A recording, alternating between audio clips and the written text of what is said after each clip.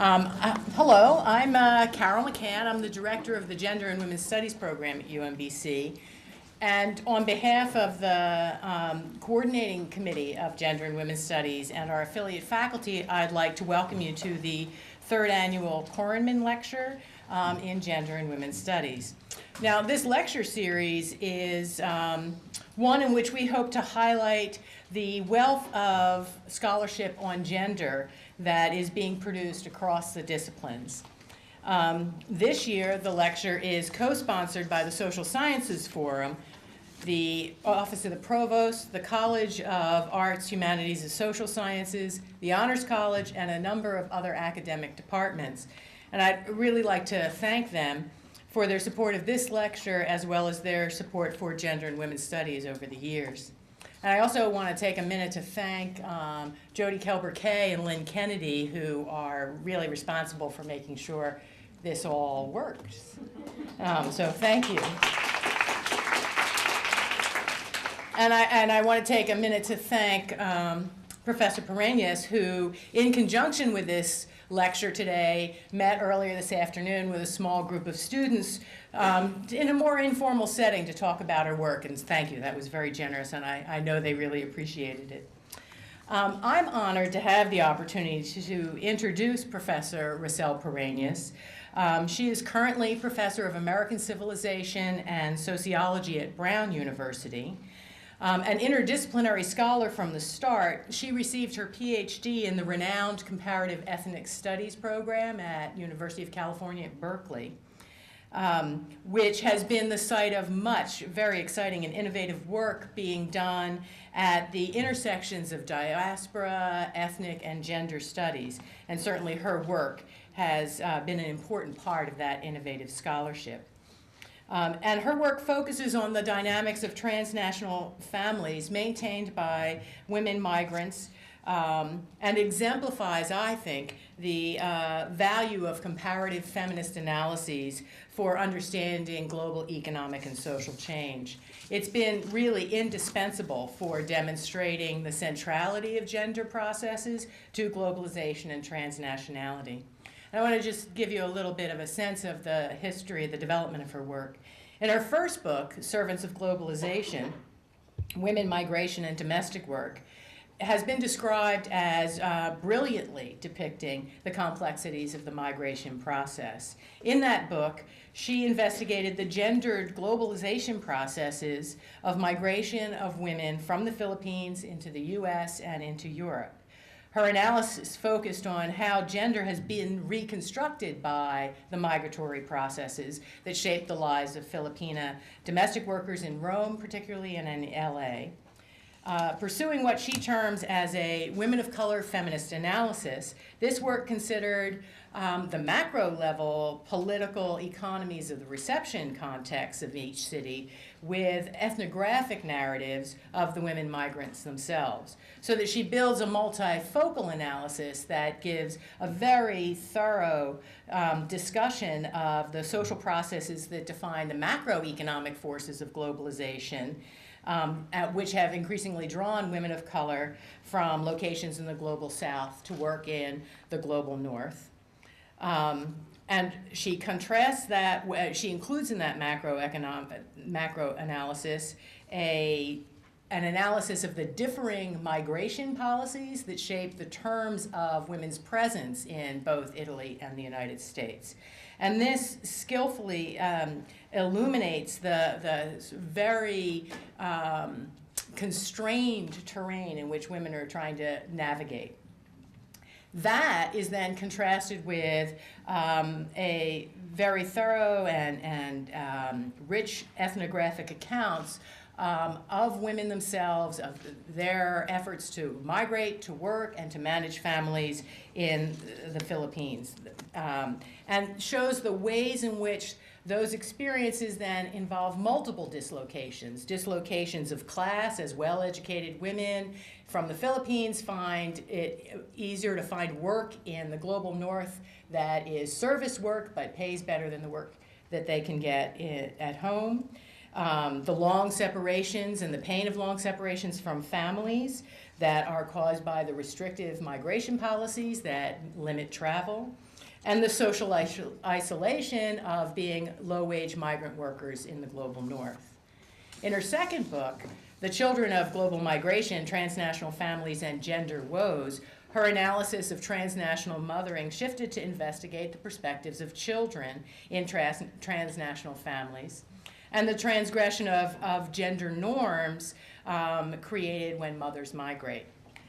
This research investigated the interplay of the gender-specific public receptions of migrating parents, the ways in which fathers and mothers were seen differently, and the gender domestic practices in transnational families with the perspectives of children that the children had of themselves, of their families, of their parents. In this research, she found that the transgression of gender norms about women's roles in family life that resulted from women's migration did not necessarily lead to more egalitarian gender roles, but reenactments of conventional gender norms. And this work on transnational families goes a long way towards fleshing out the terms of transnational identities by providing, again, vivid ethnographic portraits of lives lived in multiple geographic locations simultaneously. She gives us a picture of what it's like for women who are trying to manage households from afar. Her most recent book, I think it brings together these pieces and examines the broader implications of the globalization of care work in a context of inequitable gender and economic processes. In this book, she points out that migration may improve women's economic status and afford them greater independence from men, but the persistence of the ideology of women's domesticity and market and governmental regulations together work to reinscribe conventional expectation of women's work and mothering so that wages may, in the global north, can provide a means of increased self-reliance and strategic power within families, but this gender transformation has not changed the conventional expectations that mothers should care for families and the condemnation of those who migrate. I think the value of her work and the reason it has received such acclaim is that she brings a real theoretical sophistication to her analyses that captures the nuanced interplay of structure and agency without either portraying migrating mothers as merely victims of global economic restructuring or romanticizing their social and economic positions. The ethnographic skill she brings to this work has really given us a very textured and nuanced sense of the multiple perspectives of lives lived in transnational families. And I think that her work has been acclaimed by in a number of fields, as interdisciplinary work often is, with those who are concerned with the global processes of restructuring class, migration, citizenship. And in fact, she just heard earlier this week that she's been invited to spend a year in residence at the Center for Advanced Study in Behavioral Sciences at Stanford University, which is really a prestigious honor. Her talk today, The Gender Revolution in the Philippines, Women's Migrations and Social Transformations, Dr. Parrenas discusses these larger questions of transnational mothering and its reception as a strategy for family maintenance. Please welcome her.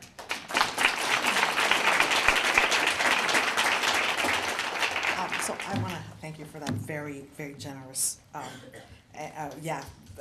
generous introduction. I don't think I've ever had such a good description of my work. You made it sound better than it is. Thank you. So I'm gonna revisit arguments I made in the second book project, which is on transnational families in the Philippines, and I'm basically gonna ask this question: why are migrant mothers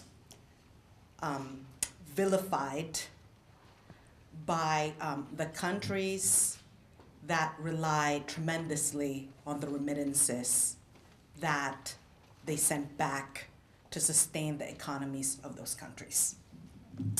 So between 2000 and 2001, I had spent 18 months in the Philippines to do research on the experiences of the children of migrant workers. And when I was there, I had met this young woman who I'm gonna call Isabel, and she was 21 years old at the time. And then in our conversation, she casually told me that she had been apart from her mother for most of her life. As she told me, quote, when I was 7 years old, my mom went to Malaysia first for 1 to 2 years. Then she went to Saudi Arabia, and then from Saudi Arabia, she went straight to the United States. When she went to the United States, that was the longest, 10 years, that we did not see each other at all. She came back, and when we saw each other, I was already 21 years old, unquote. So Isabel is a child of a migrant domestic worker who first worked in Malaysia, then Saudi Arabia, and lastly, the United States. Left in the Philippines under the care of her aunt, Isabel has what we could call a typical and not so much an unusual childhood in the Philippines. So in the Philippines, non-governmental organizations claim that there are about 9 million children who are growing up in the Philippines without at least one of their migrant parent. And so this figure represents approximately 27% of the overall youth population in the country. And many of these children are children of migrant domestic workers. We know that their mothers work in more than 160 countries around the world, cleaning households and caring for the elderly and children in countries in East and West Asia, North America, and Western Europe. And so in Europe alone, we find large number of migrant Filipino domestic workers in Great Britain, France, the Netherlands, Italy, Spain, and Greece. I'm gonna put the water right here. It's like so hard to navigate. It's so hard to navigate the paper, sorry. So due to the demand of migrant domestic workers around the world, we're witnessing tremendous social transformations in countries such as the Philippines. So in the Philippines, about 75% until about 2007 of migrants leaving the country were women. So the migration of women is rupturing the traditional gender division of labor in the family.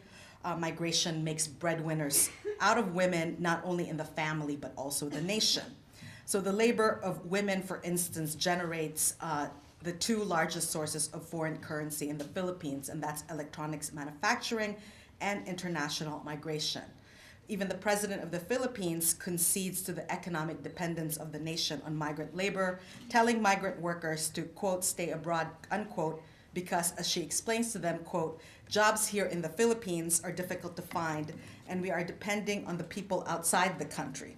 If you can find work there and send money to your relatives here, then perhaps you should stay over there, unquote.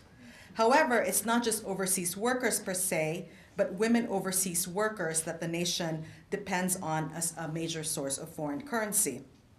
And so, as I noted, the number of Filipino women leaving the country per year has surpassed the number of men since 1995, and that really went on until 2007. And so we should be mindful then that among those who President Arroyo is summoning to stay abroad is the mother of Isabel. So from the perspective of gender relations in the sending country, there are three ways we could think about women's labor migration. So first, we could see it as indicative of remarkable gender transformations. It not only leads to the greater income earning power of women and their greater contributions to the household, but it also forces the redefinition of mothering. They show us that biological mothers need not be the primary caretaker of children. In other words, we could see women's migration as a victory for feminism. After all, feminists have long described the family as an oppressive institution for women, designating women as caretakers and thereby burdening them with housework while at the same time limiting their labor market options. Then the second perspective we could take is to view women's migration as a tragedy, one that results in the forcible separation of children, such as Isabel, from their mothers. This latter view seems to be the dominant perspective in the Philippines, where the public looks at women's migration as a tragedy that leads to the suffering of children. Indeed, women's migration has come to represent the status of the Philippines as an economically unstable country. It is assumed that women would not migrate and leave their children behind if they had better labor market options in the Philippines. the solution that's advocated in the second view would be the return migration of mothers, which could only realistically occur with the development of jobs in the local labor market. Then the third way we could perceive the transnational families of migrant mothers is to see them as gender transformative institutions, but without disregarding the fact that transnational households often form by force and not by choice. So indeed, poor economic conditions in the Philippines largely account for the formation of transnational households and the reconstruction of gender then in the migrant family. So this third perspective acknowledges the gender advancements enabled by women's migration, but at the same time recognizes how such advancements occur in the context of the limited economic options available to both men and women in the Philippines. So in this lecture, I want to make sense of why society sees the separation of children and mothers as a tragedy and not so much a victory for feminism. So in public discourse in the sending country of the Philippines, the rise of transnational mothering is seen as indicative not only of the disintegration of the family, but also the failure of the economy. For many, including members of local advocacy groups for migrant families, the separation of children from their biological mothers signifies the economic woes of the Philippines. Many reason that mothers would not migrate if they had better labor market options in the Philippines. Seeing the separation of children from migrant mothers as a social problem, the logical solution posed by many is for the creation of jobs in the local economy. Interestingly, the use of transnational mothering as a means of calling attention to the economic problems of the Philippines is not motivated by a sole want for the nation's economic growth, but also by the desire of many to rescue the Filipino family from collapse. The rise of transnational mothering is seen as one such indication of this collapse, as it questions the time-worn assumption that biological mothers naturally provide the best care for children.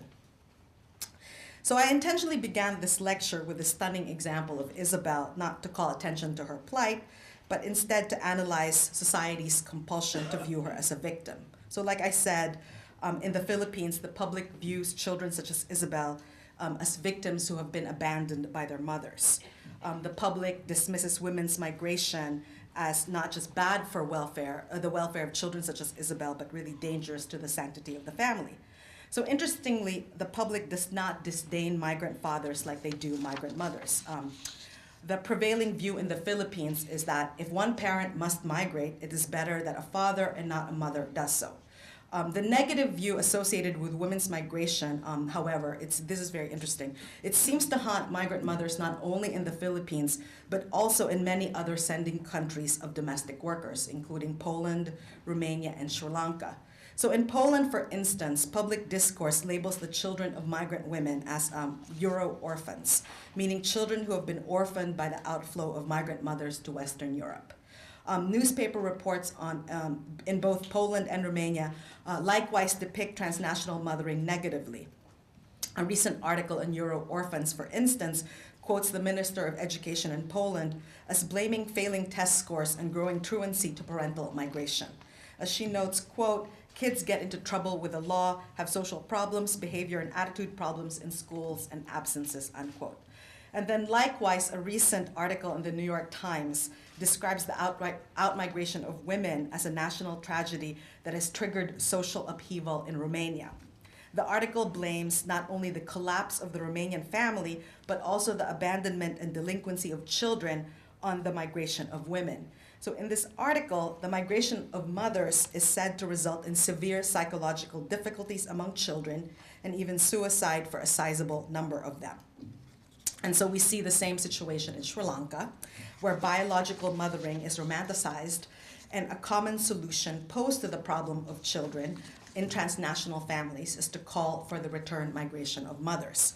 So as recently as 2007, for instance, the cabinet of Sri Lanka, in acknowledging the emotional difficulties that children of migrant mothers confront, passed legislation that prohibited mothers with children below 5 years of age from working overseas.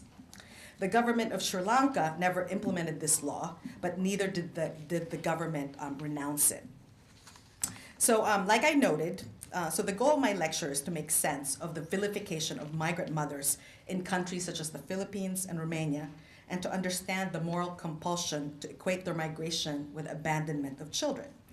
After all, migrant mothers do provide for their children they have left behind with monthly remittances, and moreover, they see to the daily care of their children by other kin. The fact is, women are attempting to reconstitute mothering via labor migration, but society seems to resist their efforts and insists on holding them accountable to the ideology of women's domesticity. The outcome then is to naturalize mothering at the expense of the social transformations that are encouraged by women's labor and migration. So what I want to point out in this lecture is that, or what I want to argue, is that I'm going to argue that the problems of children such as Isabel are not so much caused by their mother's migration, but instead by the resistance in society against the efforts of migrant mothers to redefine mothering. I want to say that the romanticization of biological mothering, along with the refusal of sending societies such as Poland, the Philippines, Sri Lanka, and Romania to recognize the reconstitution of the gender division of labor in the family that is spurred by women's migration, is what aggravates the emotional difficulties of children. So let me now illustrate my argument. So looking specifically closely at what's going on in the Philippines, we see this tremendous backlash against women's migration. And so on May 26, 1995, in two of the largest circulating newspapers in the Philippines, the headlines read, quote, "Overseas employment a threat to Filipino families," unquote. And Ramos, unquote, Ramos, who was the president of the Philippines at the time, quote, Ramos says, "Pinay overseas contract workers threaten Filipino families," unquote. And so he had given a speech, the president that is, to the Department of Social Welfare the day before. And he said in the speech, quote, "We are not against overseas employment of Filipino women. We are against overseas employment at the cost of family solidarity," unquote. And so by calling for family solidarity, he's basically saying that, I mean, this is a direct quote, and there's a direct reference to the Family Code of the Philippines. He's basically referring to migrant mothers threatening family solidarity. And so he was basically calling for a return migration of mothers, and in doing so, he was disregarding the increasing economic dependency of the Philippines on the foreign remittances of its mostly female migrant workers. I mean, he's acknowledging it, but then he's saying only those without children, women without children, can be those who leave. So agreeing with this with the president's reprimand of migrant mothers in the public is their general vilification in public discourse and the media's pathological description of their families. So in the Philippines, newsprint media reports on the children of migrant mothers often describe them as involved with, quote, drugs, gambling, and drinking, unquote. And so these sensationalist reports on the well-being of children in transnational families fuel the vilification of migrant mothers. And so what's interesting is that migrant fathers are not vilified in the newspapers. And they're actually not talked about at all in the newspapers. And so in doing so, the media implies then that men are not doing anything wrong by leaving their kids behind. But then also absent in the media discussion is the fathers left behind and what they're doing to help the mothers out who left the Philippines. And so by kind of leaving out the accountability of those men, they're leaving it in question that men are naturally incompetent nurturers of the family. And so what's interesting is that the public discourse that you see in the media doesn't really stay the level of like ideology, but you do see it in practice. And so when I was doing field work in the Philippines, I had met with 9 organizations that directly provide support to migrant families in various communities in this particular region. And so I conducted focus group discussions with the various community members that these groups supported. And so I'm going to give you an example of our discussion in one of the focus groups. So I had asked them, what are the effects of women's migration to the family? And the people I asked were members of migrant families. And so they told me, well, 1, they are neglected, 2, abandoned, 3, no one is there to watch over the children, 4, the attitude of children change, 5, they swim in vices, 6, the values you like disappear, 7, they take on vices, 8, men take on mistresses, 9, like with the children, when you leave they're still small, and when you come back they're much older, but they do not recognize you as the real parents, and what they want you have to follow. They get used to having a parent abroad, and they are used to always having money. And number 10 said, that's true, that's true. And so what's interesting about these negative sentiments that were shared to me in my focus group discussion was that none of the members of the families there were family members of migrant mothers. They were all family members of migrant fathers, talking about the families of migrant mothers. And so, so you can see then in the community there's this split where there's a greater public acceptance of the families of migrant fathers, that they're the ones that are actively involved in community organizations, and that I think the social stigma attached to the family of migrant mothers is so severe that they don't avail themselves of various community support systems that are created for, quote, migrant families. So they really become programs for the families of migrant fathers, is what's interesting. And so this negative view then of migrant mothers in the public, I want to show adversely affects the experiences of children such as Isabel. And so what I found is that it does not only absolve fathers of the responsibility to care for their children, but it also makes it difficult for children to recognize the unorthodox ways that they receive care in light of their mother's migration. So if one were to talk to children of migrant mothers, one would easily assume that they have received no care at all. They often describe their situation as one of, quote, abandonment, unquote. But one, however, has to read between the lines, and a closer look at their situation will show that children are not abandoned and left without adequate care upon the migration of mothers. Instead, what they often mean by abandonment is not the absence of day-to-day maternal care, but the denial of physical intimacy from their biological mothers.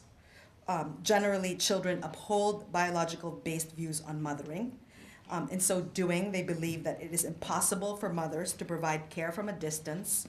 Also, they assume that the work of extended kin, even including those who they call mom, because they do so much care work for them, could not adequately substitute for the nurturing acts of a biological mother. So children often describe the care that their migrant mothers provide from a distance as, quote, never enough, unquote.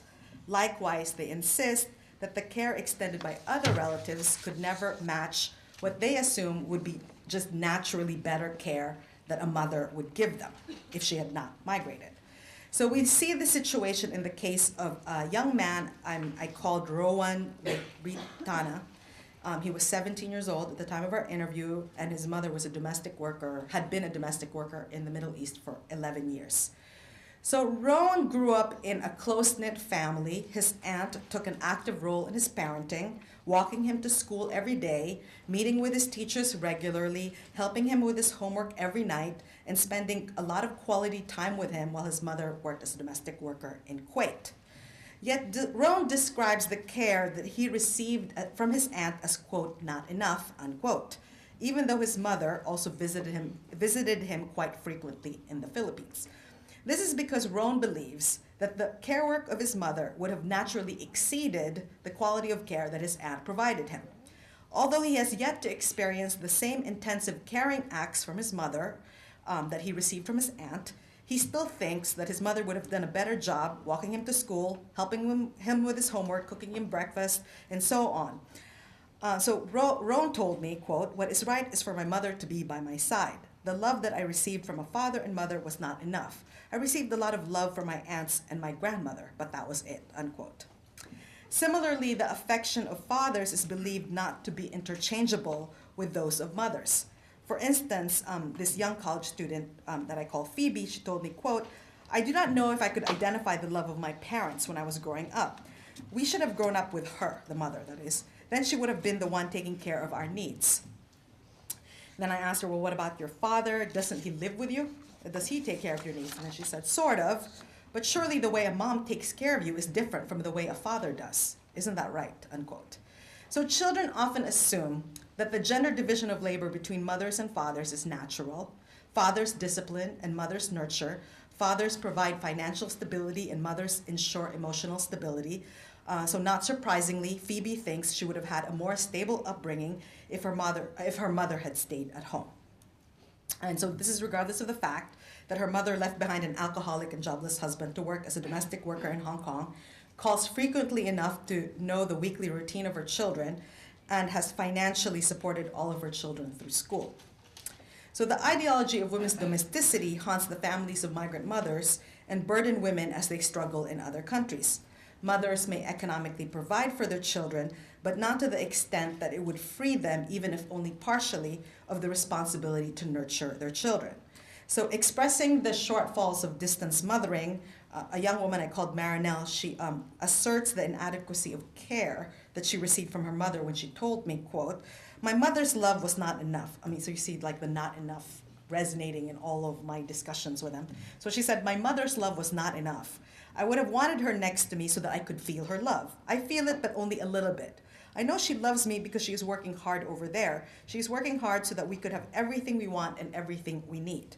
Even when she is sick, she continues to work. But still, I want her to be with me here every day. It's because since I was small, it was only my grandparents showing me love. She was not here," unquote. So children recognize the economic contributions of their mothers, but they do not accept it to the extent that it would free their mothers of the responsibility to nurture them in close proximity.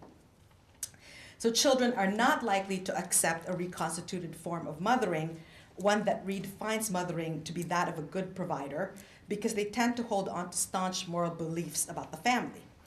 So Teresa Bascara, that's a pseudonym, a daughter of a domestic worker in New York, for example, told me, quote, "You cannot say it is a family if your mother and father are not there with you. It's like it's not a whole family if your father and mother are not here, if they are far. A family, I can say, is only whole if your father is the one working and your mother is only staying at home.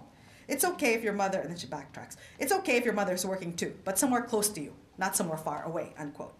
So sentiments such as those held by Teresa illustrate the ideological stronghold of the conventional nuclear family among children of migrant mothers. This ideology is inculcated to them not only by the media and the state, as we saw with the comments of President Fidel Ramos, but also by religious institutions. And so, as I noted earlier, I did like field work in a certain area in the Philippines. And so what I also did was I looked at, I went to a lot of churches, talked to a lot of priests. So what do you think of the transnational family? And do you talk about them in your services? And they're like, no, we never mention them. And then there's the state mandated values formation courses. And in the area where I did field work, and even in schools where 65% of the children in the school are children of migrant parents, in their family values lessons, they did not cite or acknowledge the presence of transnational families. And so this invisibility, not surprisingly, leads to the notion that transnational families, of migrant mothers especially, are the wrong kind of families. And that such families then is considered broken by the children. And that means basically in Philippine public discourse, it's like a deficient, non-nuclear household. And so what I want to point out that, however, is that families tend to be broken, not because children have been abandoned in the process of women's migration, but because the migration of mothers threatens the organization of gender in society. And so what happens in the Philippines then is that the ideological stronghold of the nuclear family hurts the welfare of the children of migrant mothers because it facilitates the rejection of care work by the fathers left behind in the Philippines. So I found that in spite of the greater economic contributions of migrant women to the family, fathers do not increase the amount of their household responsibilities. Instead, they leave it to other women, daughters, domestic workers, aunts, and grandmothers to do the care work left behind by their wives. This situation is reminiscent of what Arlie Hochschild calls the quote-unquote styled revolution when she was describing households, dual income earning households in the US in the 1980s. Men back then also did not increase their housework despite women's greater economic contributions to the household. So we should look at the rejection of housework by men back then and today as not only a stall but a form of protest. By rejecting women's work, fathers left behind in the Philippines do their share of gender boundary work in the family. They resist the redistribution of labor that's forced by women's greater economic contributions to household income and thereby help keep the conventional gender division of labor intact. However, fathers left behind do not completely turn their back on the needs of their children.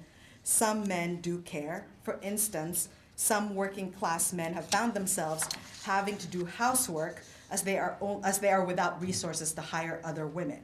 So in contrast, middle class men in the Philippines can hire domestic workers, and they often do. Yet regardless of class, if men do housework, they often do not do that much. It's because they rely on the women left behind to do more care work for them. And so men's rejection of housework obviously hurts the women in the family. Female extended kin resent the burden of care they feel obligated to perform as women. Meanwhile, the education of eldest daughters often suffers due to their greater responsibilities for housework.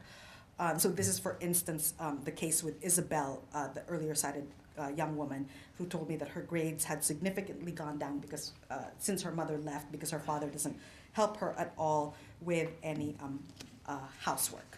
And so some men, however, do care. And so I want to just talk about this one man, Lorenzo Lacuesta, before I go into my conclusion. And so Lorenzo Lacuesta, he's very interesting, but he had to quit his job as a security guard because his wife was working as a domestic worker in the Middle East, and then he left his mother to care for his children.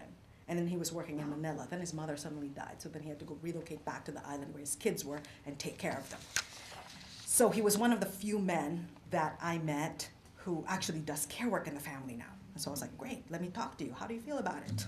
So then he's like, so this is how he described it. He says, this is just the skills I learned, talking about doing the housework on a daily basis and caring for his kids on a daily basis. He said, describe it, and he says, quote, this is just the skills I learned during my military training as a soldier. I was trained to do this work as a soldier, unquote. And so he was talking about how as a soldier, he was left in the middle of the jungle and he had to fend for himself and cook food.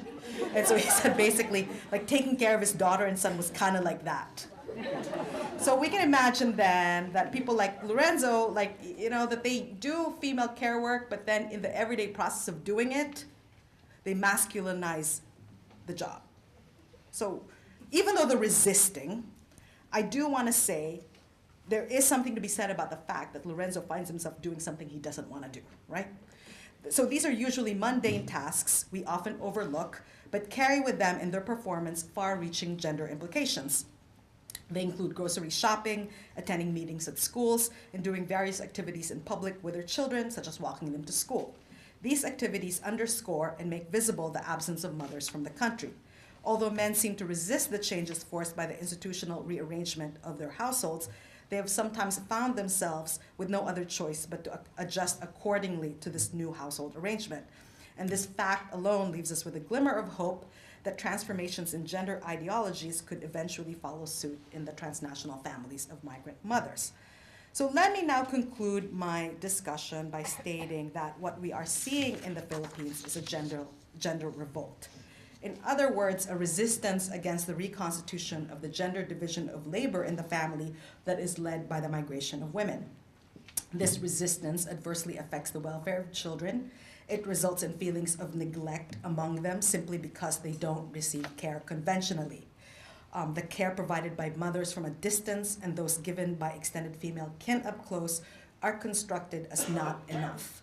Moreover, this resistance facilitates men's rejection of care work, which in turn aggravates the difficulties that children do face when their mothers migrate.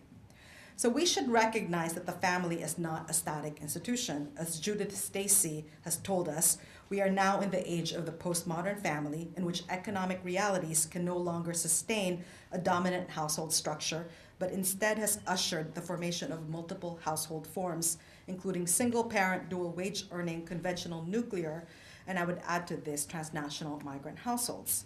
Children do not necessarily receive optimal care in conventional nuclear households. However, the notion that biological mothers should nurture their children somehow retains its ideological stronghold. We see this in various sending countries of migrant care workers, such as the Philippines, Poland, and Romania.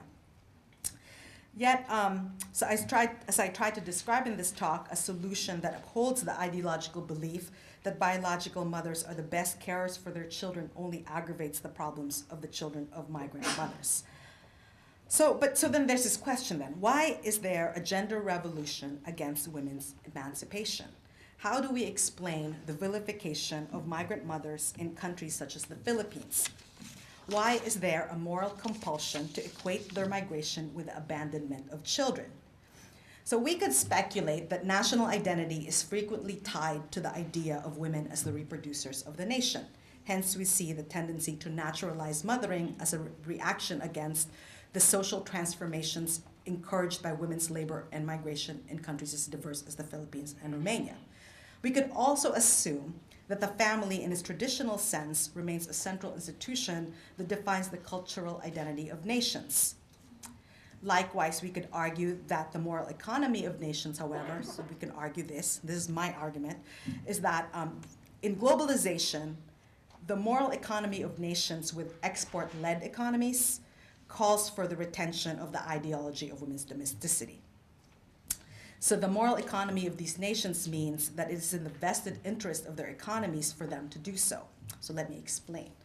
So despite the push for women to work outside the home, it is in the interest of these nations to keep the ideology of women's domesticity intact because it supplies them with a labor pool to fill the demand for women's low-wage labor in more developed countries in the global economy. So this fact tells us that the cult of domesticity, its retention, does not occur in a vacuum, but takes shape in the context of economic globalization. In the Philippines, for instance, the jobs in demand for women to fill, domestic work and assembly line manufacturing work, retain the assumption of women's natural aptitude for caring and nurturing. Second, the ideology of women's domesticity, as it justifies the wage gap and sex segregation in the labor market, ensures the low wage of women. In so doing, it secures foreign currency for the Philippines. It does so by not only driving women out of the local economy to seek the higher wages of migrant domestic work, but it also retains the low wages of women and thereby attracts foreign manufacturing companies in search of locales that can offer the lowest overhead costs. So the low wages of Filipino women is in fact the mainstay of the attractiveness of the Philippine labor force in the global economy. So if the global economy demands the retention of the ideology of women's domesticity in the Philippines, then we should be mindful that its retention is not only spurred by traditional values and culture. In other words, we should not dismiss the Philippines and Sri Lanka as more patriarchal than countries with more developed economies.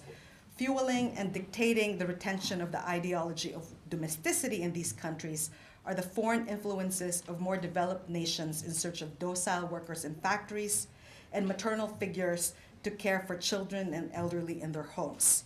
In other words, it is our demand for nannies in richer countries that is equally accountable for the retention of the ideology of women's domesticity in countries such as the Philippines. Thank you.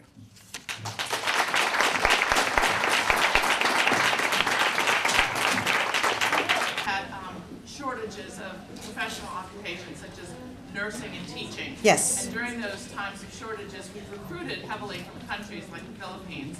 Are those women who migrate here to fill teaching and nursing positions, are they vilified as much, or is that because they're professional positions, are they more accepted? Yes. I know that they're not to the same degree, the percentages of domestic workers or nannies, but to some extent they still come in during certain periods of time in a drove. Yes. So in the U.S., like you noted, there's migrant workers come in here as professionals. They come in with these H-1B visas. So the H-1B visas that are granted professional workers actually allows dependents to migrate, and they can come in with H-4 visas.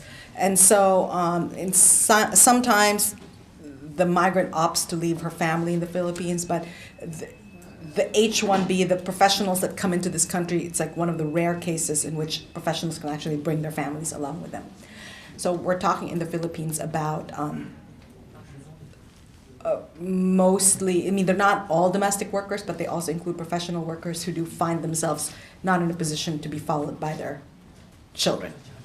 So nurses in Saudi Arabia, for instance. Yes, the young man in the back. I'm just wondering, are they restricted or not allowed to be neutralized? Say that again, please. So for these, I guess, these migrant workers, are they allowed to be neutralized in new countries? Are they allowed to nationalize? No. So I have to be careful because there's like a lot of countries I'm thinking about, right? Okay, let's just stick with domestic workers because most Filipinas who leave the country are domestic workers. Filipino domestic workers go to the more than 150 countries worldwide. They are generally, actually in all cases, legally, well, if they're there on a domestic worker visa, they are legally not allowed to be with their families. So they're really not allowed to have, they're not given any reproductive rights. And so when we talk about reproductive rights, not just the right to give birth, but the right to have a family. And the extent to it is actually more extreme in some cases than other cases. So for instance, in Singapore, they can't even get pregnant.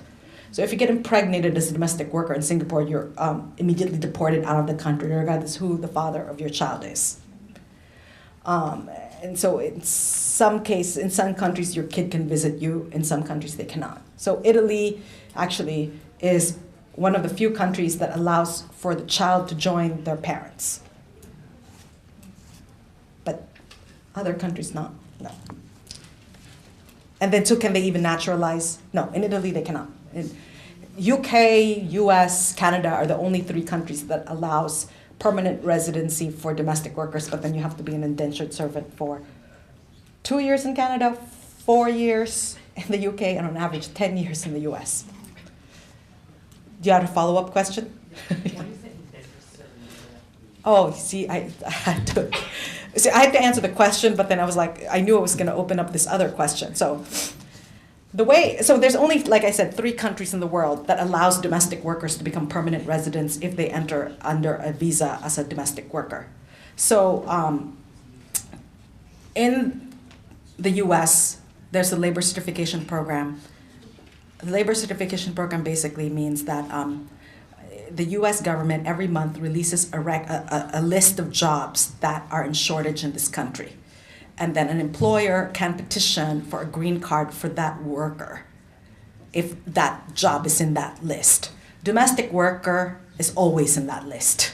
So you could, if you make a certain amount of money, you could petition for a domestic worker to get a green card.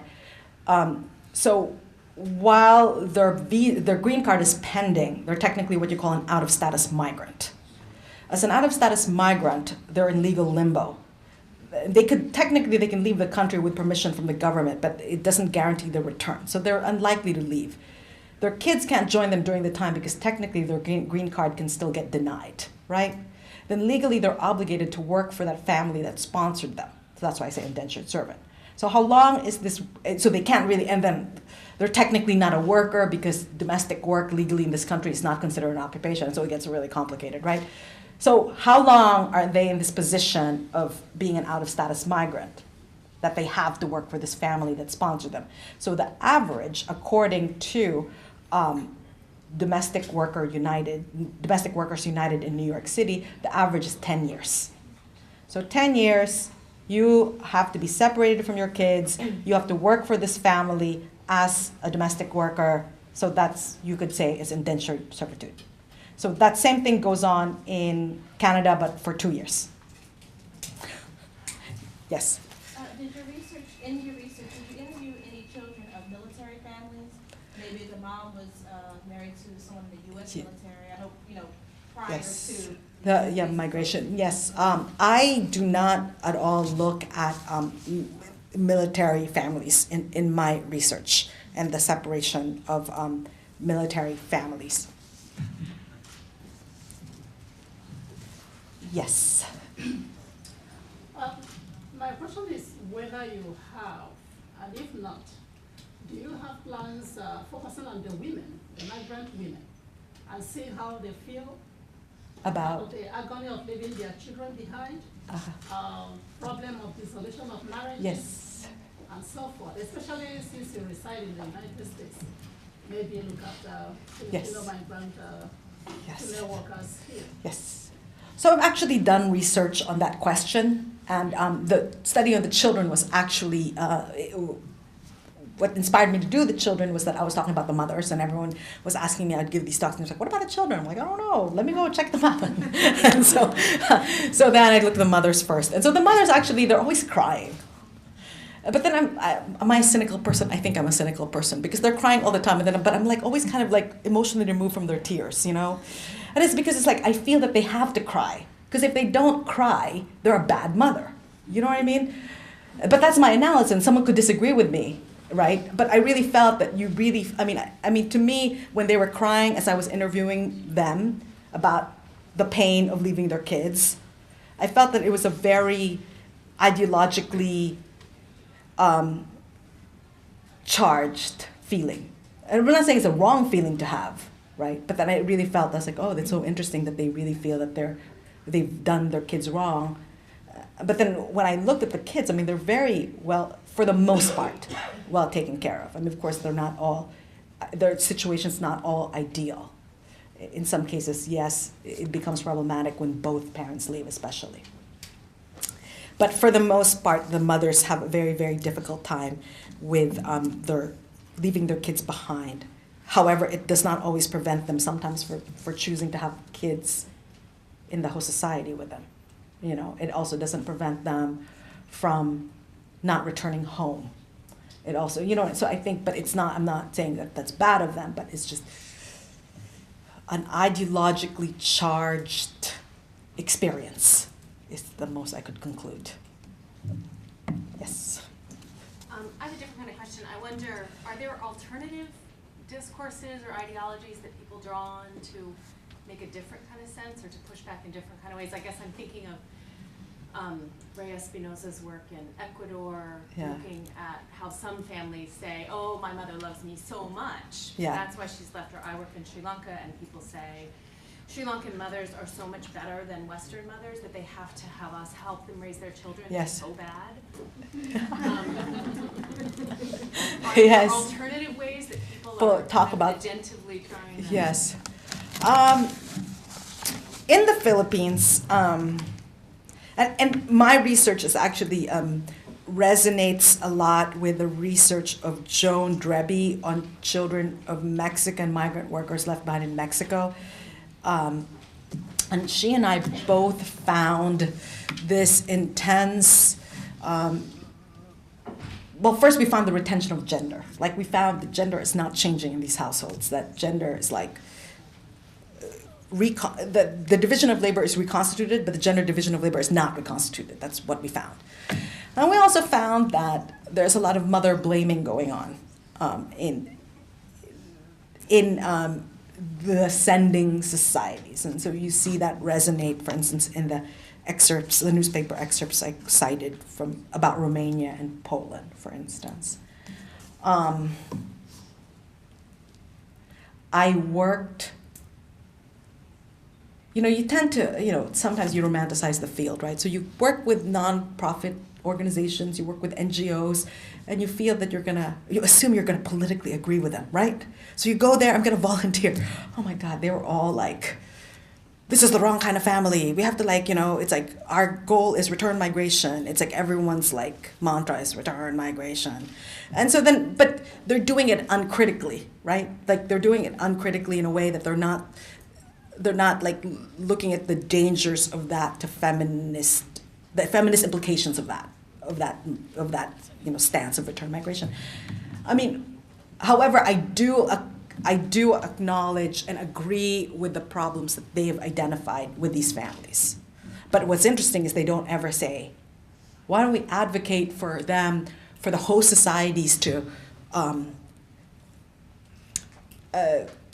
create more accepting migration policies that actually allows for these women to be joined by their kids.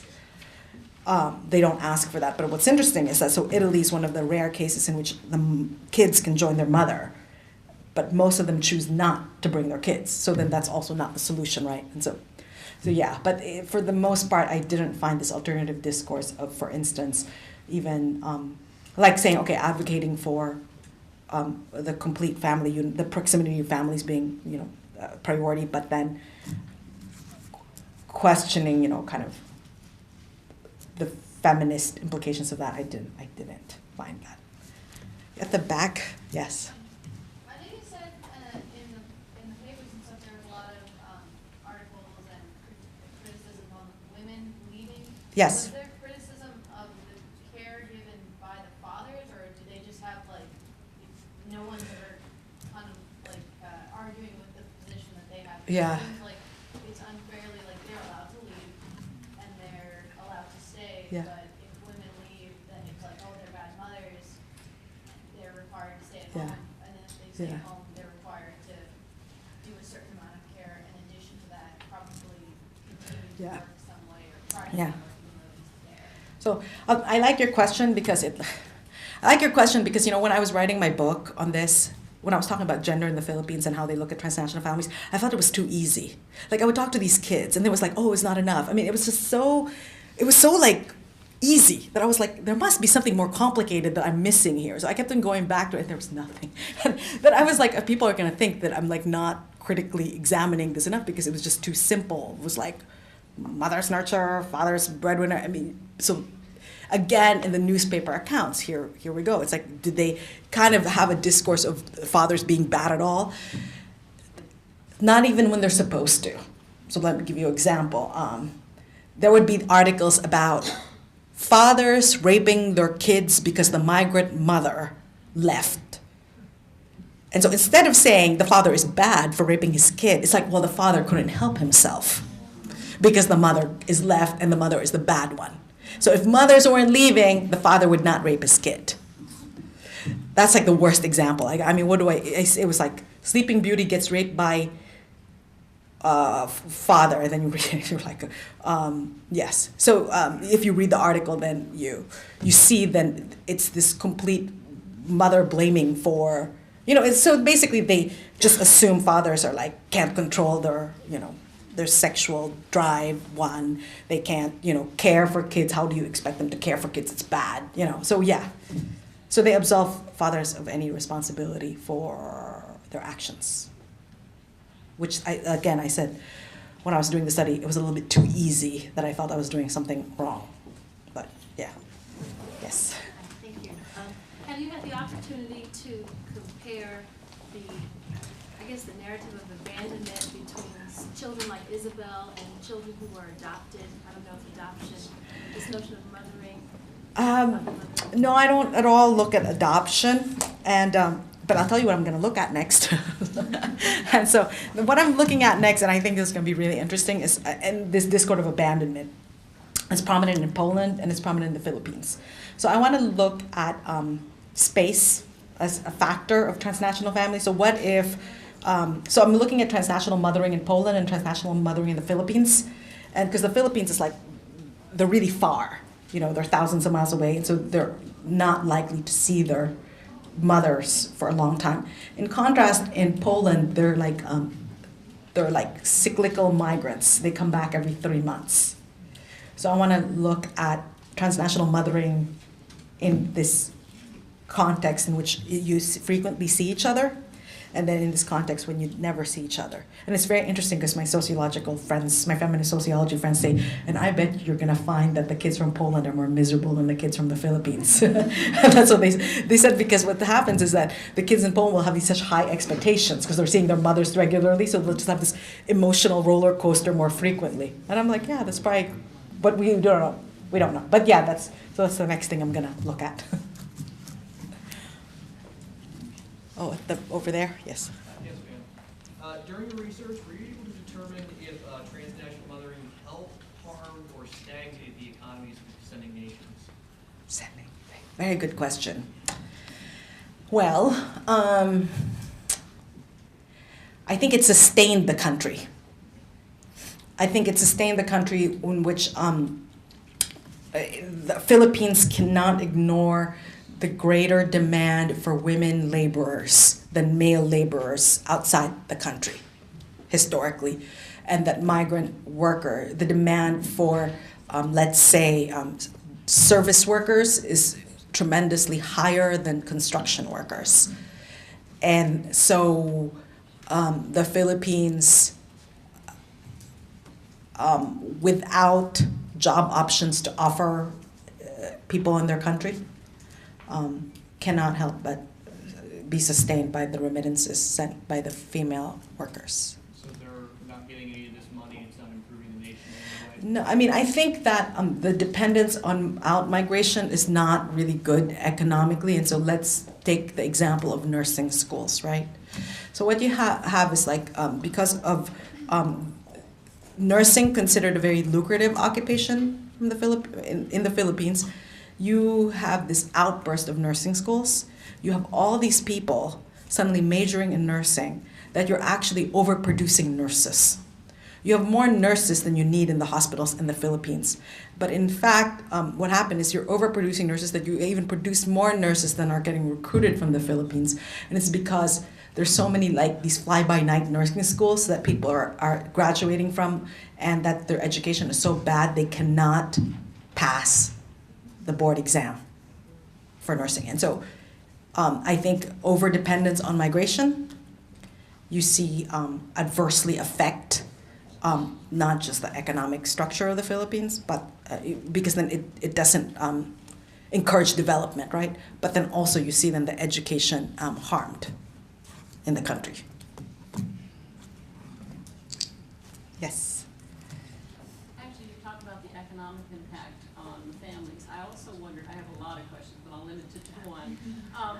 Is there any beneficial reaction from the families? For instance, the mothers working in the foreign countries, Yeah. bringing back multi-languages, multilingual, Yeah. teaching to the children. They're able to go to colleges Yeah. perhaps, or further their education as a result. So is there that positive influx? They become Yeah. global citizens in the world from the influence of Yeah. the mother. Was that evident in your study?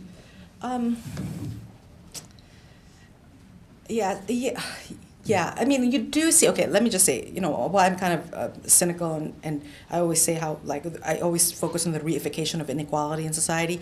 I mean, you see some gender shifts there. You do see like kids like Isabel particularly. She's like hating her dad right now. You know what I mean? She's like, he's so lazy. My mother's so much better. And so you see. I mean, I think that that perspective, tells us something about her critically examining the experiences the positions of both of her parents. But in terms of what kind of mobility does domestic work or foreign work provide for the families of the migrant women? Let's take the case of Italy. What you do find is that you find a cycle of migration across generations. And so while you go abroad to send your kids to school to get a college education, when they graduate from college, they don't really have great labor market options there because there's no family connections, they didn't go to the right schools, et cetera, et cetera. And so they can't really get past like the class stratification in the Philippines, like money alone does not do it. So they find themselves working as domestic workers in Italy, and then the mother retires in the Philippines. So you do see, yes, they become more cosmopolitan, you can say, but then in this class stratified system.